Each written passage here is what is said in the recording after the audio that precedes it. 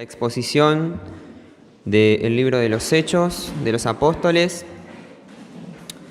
En esta noche vamos a continuar con el capítulo 5, a partir del versículo 33 hasta el 40.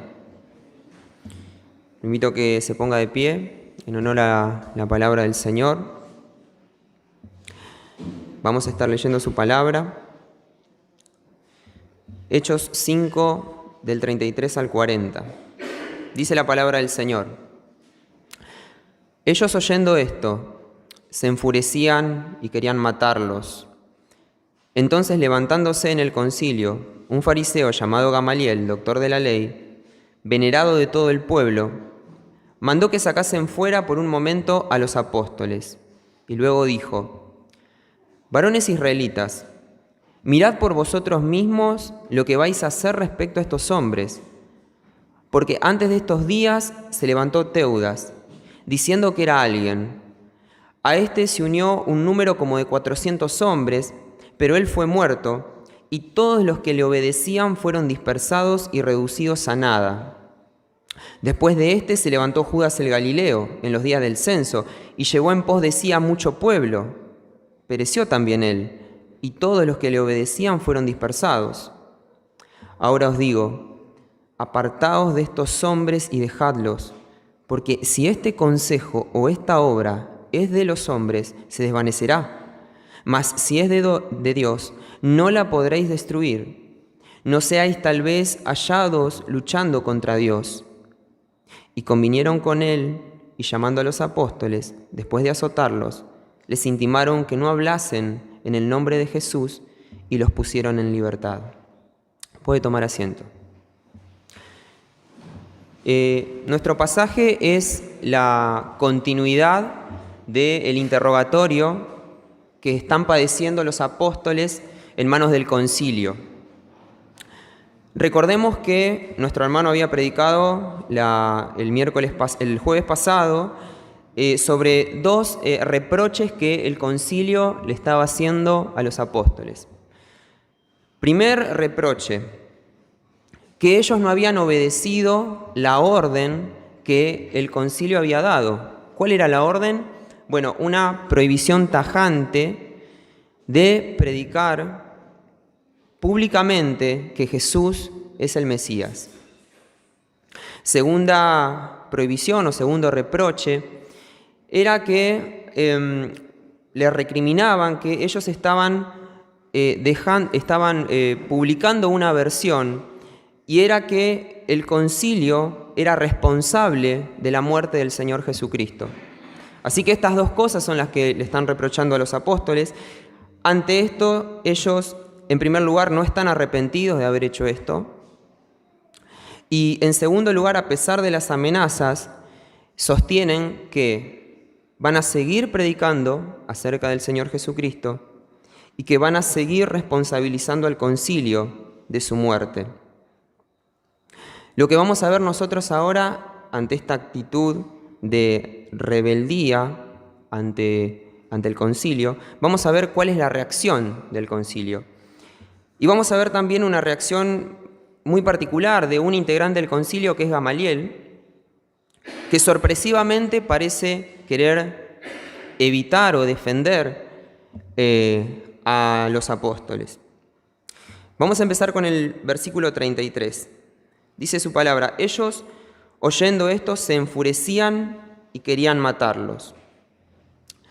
Vemos una vez más la actitud del concilio, cada vez que tienen frente a una persona que sostiene que el Mesías es Jesús. La actitud es siempre la misma. Ante la impotencia de poder doblegar las convicciones de los creyentes, lo que ellos buscan, la solución que buscan es asesinarlos, es matarlos. Pensemos un segundo en esto. Es probable que Pedro y los apóstoles pensaran que su vida en este mundo estaba llegando a su fin. Nosotros conocemos por las Escrituras, sin embargo, que la vida del creyente, el peregrinaje del creyente en este mundo, está ya predeterminado por Dios. Y que Dios va a determinar cuándo va a ser el momento en que nuestras vidas en este mundo se va a apagar. Pero nuestras vidas no van a terminar hasta que Dios haya cumplido su propósito en nosotros. Así lo afirma el Salmo 138:8. Jehová cumplirá su propósito en mí. Así que la vida del creyente no termina hasta que sea utilizado completamente por Dios para su propia gloria. El versículo 34 dice: entonces, levantándose en el concilio, un fariseo llamado Gamaliel, doctor de la ley, venerado de todo el pueblo, mandó que sacasen fuera por un momento a los apóstoles. Y aquí aparece nuestro personaje, ¿no? Gamaliel. Evidentemente tiene una posición relevante en el concilio porque él es el que manda a sacar fuera a los apóstoles para tener más privacidad y poder charlar con el concilio cuál va a ser la decisión que se va a tomar, ¿no? Si se los va a matar o si se los va a dejar en libertad. También sabemos de él por Pablo en Hechos 22:3 que él fue maestro de Pablo, dice Pablo, ¿no? Él fue su maestro y que él le enseñó a obedecer la ley. Y también vemos por nuestro texto que era una persona que era muy respetada por el pueblo. Era una persona muy respetada, una persona que conocía muy bien la ley. Y es interesante ver que por alguna razón que desconocemos, Lucas decide nombrarlo. Decide nombrar a Gamaliel, ponerle nombre a este fariseo que está intentando evitar la muerte de los apóstoles. Versículo 35. Dice: y luego dijo: varones israelitas, mirad por vosotros mismos lo que vais a hacer respecto a estos hombres. Y aquí tenemos que recordar tres cosas. La primera es que el concilio estaba sumamente enojado, furioso, con deseos de asesinar a los apóstoles. Segunda cuestión, que en esa reunión de líderes, la mayoría estaba a favor de dar muerte a los apóstoles. Si en ese momento hubiesen hecho una votación a ver quiénes están de acuerdo con matar a los apóstoles, bueno, la mayoría hubiese levantado la mano, quizás salvo Gamaliel. El resto quería asesinarlos. Así que, ante estas circunstancias, Gamaliel tiene una tarea sumamente difícil, o sea, tiene que convencer a un gran número de personas de que la solución para resolver el problema es liberarlos a los apóstoles. ¿Cómo hace para convencerlo de esto? Es una tarea difícil, tiene Gamaliel llegando a este punto. El primer argumento entonces que da Gamaliel dice así Gamaliel, dice: mirad vosotros lo que vais a hacer respecto a estos hombres. Y lo que quiere decir estas palabras lo que Gamaliel le está queriendo decir es que vamos a calmar un poco las aguas, calmémonos y pensemos bien porque este es un asunto sumamente delicado, no podemos tomar este asunto a la ligera. Él pide entonces que tienen que tener cautela. La palabra cautela significa ser cuidadoso al hablar o actuar para evitar un daño o un peligro. O sea, Gamaliel lo que está diciendo es: cuidado con lo que vamos a decir, porque la decisión que vayamos a tomar va a tener consecuencias sumamente delicadas. Así que el primer argumento que plantea Gamaliel, recordemos, para evitar la muerte de los discípulos, es llamarlos a la reflexión y al cuidado. Y Gamaliel en este punto tiene razón, porque el asunto es muy delicado. Decidir sobre la vida de un santo de Dios, y más que nada ante la opción de matarlo o de perseguirlo, es algo que va a ser vengado por Dios. Así lo dice Apocalipsis capítulo 6, versículo 9. Ese pasaje dice: decían con fuerte voz: Dios Todopoderoso, tú eres santo y siempre dices la verdad. ¿Cuándo te vengarás de los que nos mataron? ¿Cuándo los castigarás? Así que en este sentido, Gamaliel tiene razón, es un asunto delicado derramar la sangre de los santos de Dios. Versículo 36. Porque antes de estos días se levantó Teudas, diciendo que era alguien. A este se unió un número como de 400 hombres, pero él fue muerto, y todos los que le obedecían fueron dispersados y reducidos a nada. Después de este se levantó Judas el Galileo en los días del censo, y llevó en pos de sí a mucho pueblo. Pereció también él, y todos los que le obedecían fueron dispersados. Y ahora os digo, apartaos de estos hombres y dejadlos, porque si este consejo o esta obra es de los hombres, se desvanecerá. Y aquí aparece el segundo argumento de Gamaliel, es un argumento práctico. Lo que Gamaliel está diciendo es lo siguiente: bueno, ya que todos ustedes están de acuerdo con darle muerte, es porque todos ustedes piensan que este movimiento es un movimiento falso, ¿verdad? Ok, entonces, miremos el pasado, miremos la historia. ¿Qué pasó con los movimientos falsos? ¿Qué pasó con Teudas? ¿Qué pasó con Judas el Galileo? Todo movimiento que Dios no respalda termina desmoronándose, cayéndose por su propio peso. Así que si este movimiento es falso y si se va a terminar cayendo, ¿no sería un derroche de tiempo y de energía perseguir a estos discípulos de Jesús? ¿No sería un derroche de energía? Bueno, lo más práctico entonces, ¿qué es? Dejar que el movimiento caiga solo. Por lo tanto, liberémoslos, no los matemos. Este es el segundo argumento de Gamaliel, un argumento práctico. Versículo 39 dice: mas si es de Dios, no la podréis destruir. Tercer argumento. Aquí Gamaliel entonces propone que si esto es respaldado por Dios, entonces, ¿cómo vas a hacer para destruir un movimiento que Dios está apoyando, que Dios está respaldando?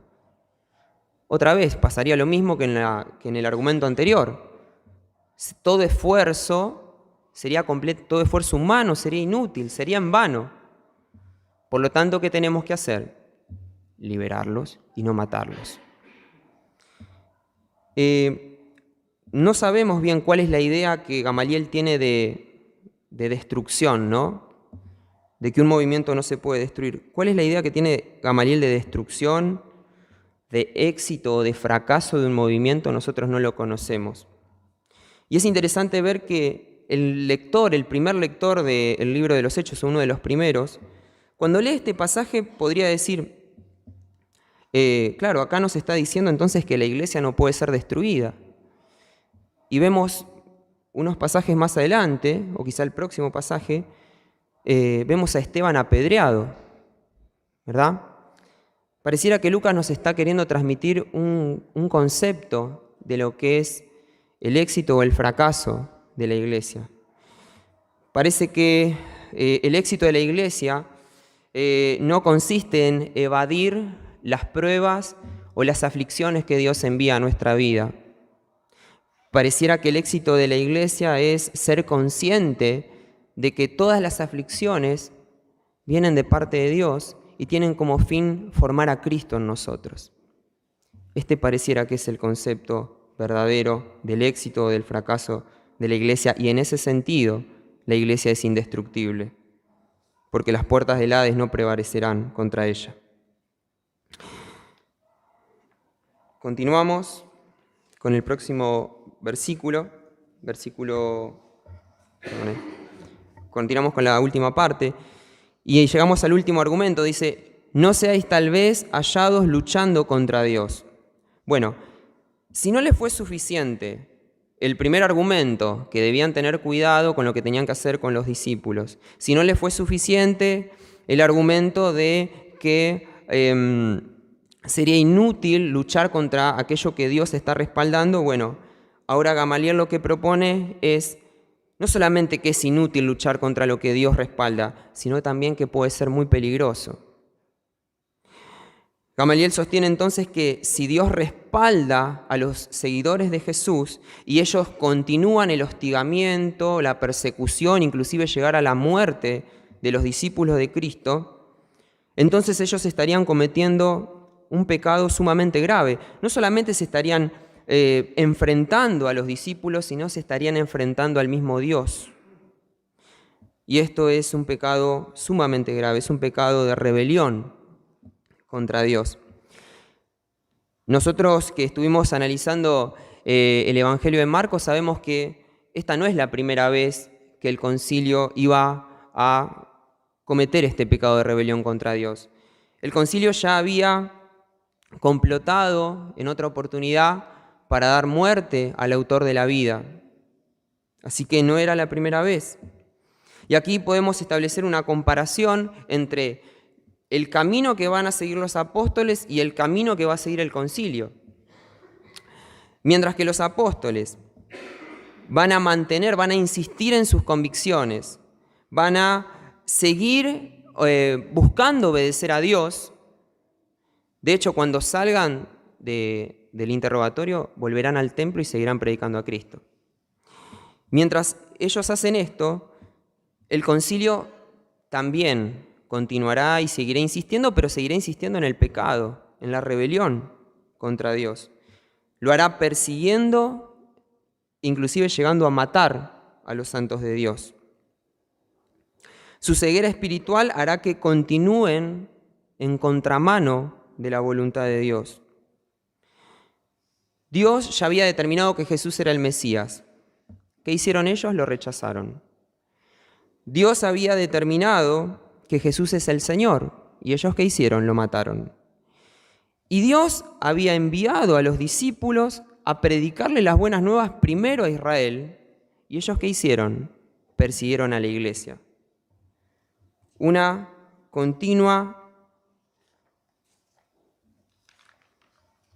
continuo descenso hacia el pecado de rebelión contra Dios. Cada vez se rebelaban más. Como un loco que se pone en las vías de un tren y ve que el tren viene a toda velocidad, justo ahora está sonando un tren, y ve que el tren viene a toda velocidad y en lugar de salir de las vías, lo que decide hacer es ponerse un casco e ir en dirección a estrellarse contra la locomotora. Así de desquiciada era la actitud que estaba tomando el concilio. Ir a contramano de la voluntad de Dios, de lo que Dios había determinado. Y esto es una condición natural que está en nosotros. Nosotros naturalmente queremos ir a contramano de la voluntad de Dios. Obviamente que el tiempo es otro, no estamos en esa época, las circunstancias son otras, no somos Israel. Pero ese pecado, esa tendencia natural a ir a contramarcha de lo que Dios ha determinado, es algo que persiste aún en nosotros, está dentro de nuestra naturaleza. Siempre estamos tentados a ir a contramano de la voluntad de Dios. Dios ya ha determinado que debes confiar en Él. ¿Qué hacemos nosotros? Desconfiamos del Señor. Dios ya ha determinado que por nada debes estar preocupado, sino que debes comunicarle a Él todas tus angustias. ¿Y nosotros qué hacemos? Nos encerramos en nosotros mismos y nos alejamos más del Señor. Dios ya ha determinado que la única forma de crecer en santidad es contemplarlo a Él por medio de su palabra. Y nosotros no tenemos tiempo de leer su palabra. Dios ya ha determinado que estés siempre agradecido por sus favores, y nosotros fácilmente nos olvidamos de lo que Dios hizo por nosotros. Dios ya ha determinado que Cristo sea la causa de tu felicidad, y nosotros buscamos ser felices en cisternas rotas. Dios ya ha determinado que debes abandonar esos deseos pecaminosos que pueden conducirte a realizarlos, y nosotros mimamos el pecado dentro de nuestros corazones. De manera que no tenemos nada que envidiarles a esos fariseos. Nosotros podemos caer en los mismos pecados. Ahora la pregunta para nosotros es la siguiente. ¿Nosotros obedecemos al Señor o nosotros también vamos a contramano de su voluntad? Tenemos que examinar entonces en qué áreas de nuestras vidas estamos yendo a contramano de la voluntad de Dios y prontamente arrepentirnos y salir de las vías. No vamos a querer estrellarnos, ¿verdad?, contra lo que Dios ya determinó. Que el Señor nos ayude, hermanos, a poder meditar y autoexaminarnos respecto a si estamos obedeciendo o estamos yendo a contramano de su voluntad. Voy a orar. Padre, te damos gracias, Señor, por tu palabra. Te pedimos, Señor, que tu Espíritu Santo esté obrando en nuestros corazones